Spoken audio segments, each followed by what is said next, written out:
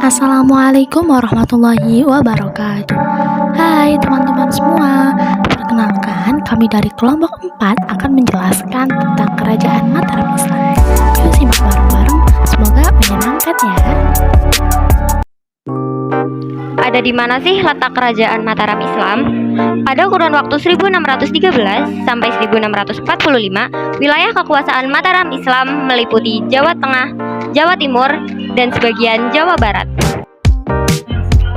Kehidupan politik kerajaan Mataram Islam.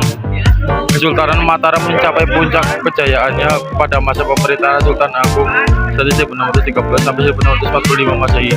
Bahwa kekuasaannya Mataram sempat beberapa kali melakukan penyerangan di Batavia untuk memerangi VOC. Selain itu, wilayah kekuasaan Mataram hampir meliputi seluruh pulau Jawa.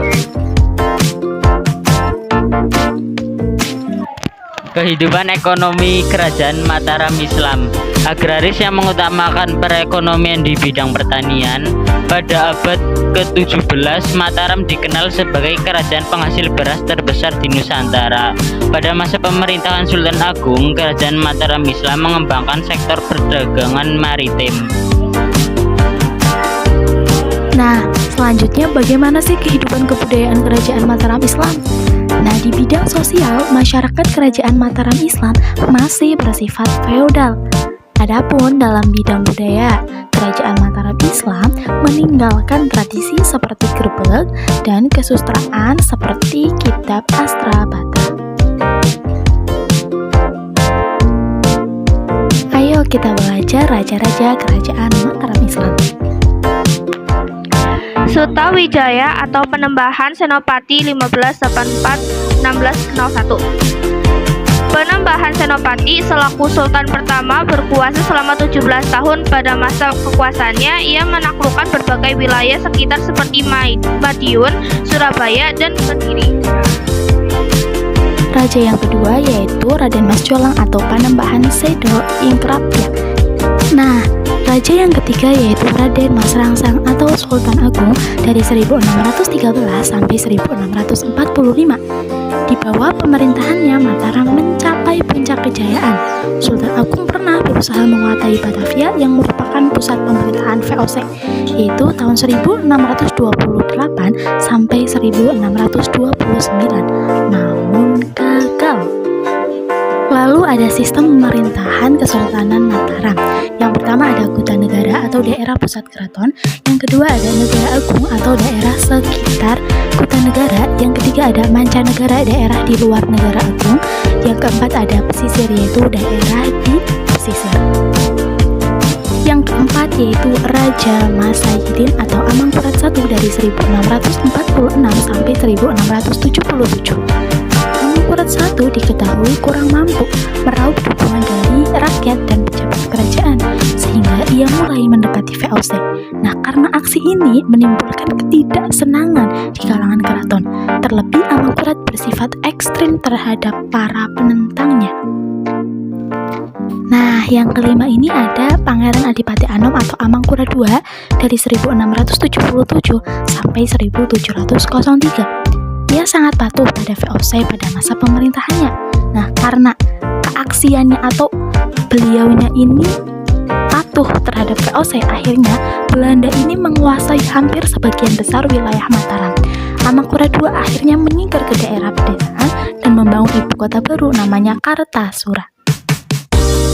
Nah, pengganti Amangkurat II itu secara berurutan diganti oleh Amangkurat III dari 1703 sampai 1708. Lalu diganti lagi ke Pakubuwana I, diganti lagi ke Amangkurat IV, diganti lagi ke Pakubuwana II.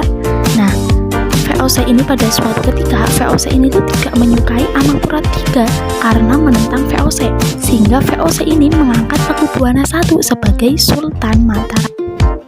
Nah, karena ketidaksukaan VOC terhadap Amangkurat III, akhirnya Mataram mengalami perpecahan internal. Nah, perpecahan internal ini maksudnya kerajaannya itu akhirnya membelah menjadi dua.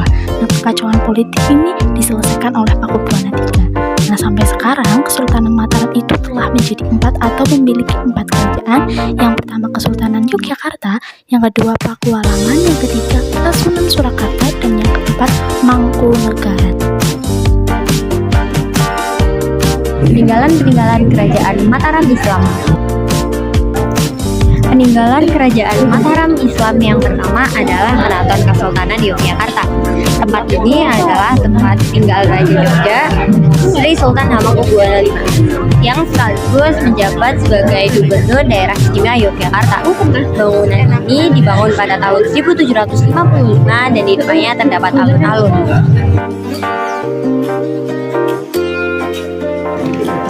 Masjid Agung Gede Kauman.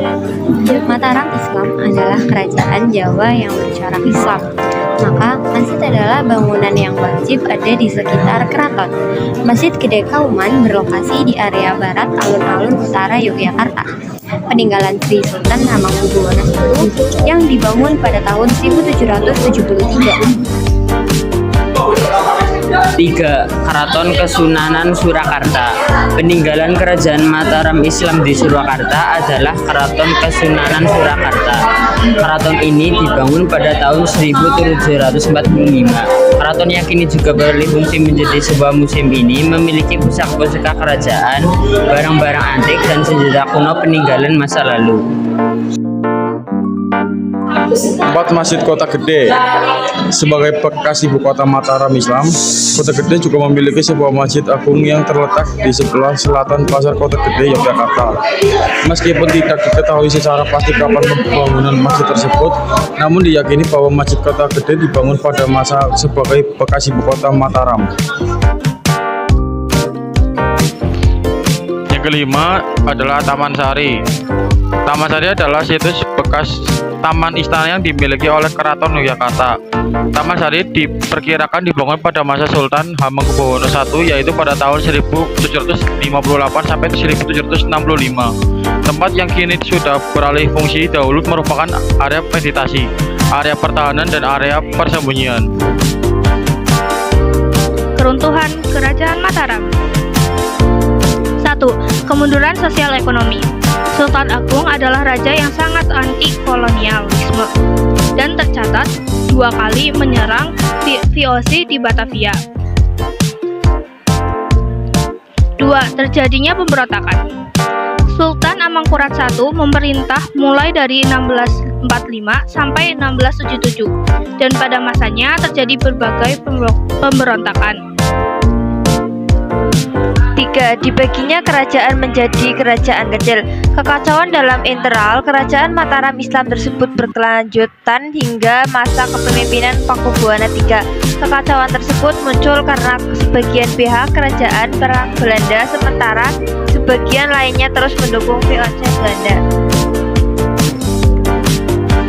Terima kasih telah menyisihkan sedikit waktu kalian untuk menyaksikan video kami. Semoga video kami bermanfaat.